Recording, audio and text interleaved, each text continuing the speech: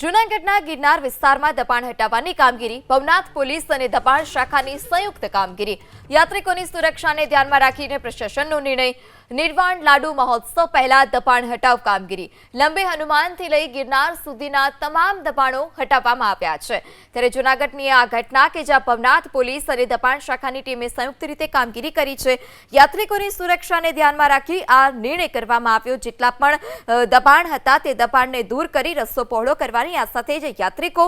વ્યવસ્થિત રીતે દર્શન કરી શકે તેઓને યોગ્ય સુવિધા મળી રહે તે હેતુથી કામગીરી કરાઈ છે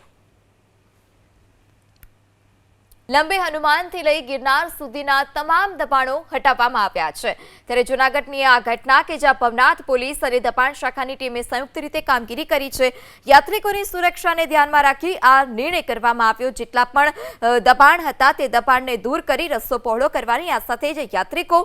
વ્યવસ્થિત રીતે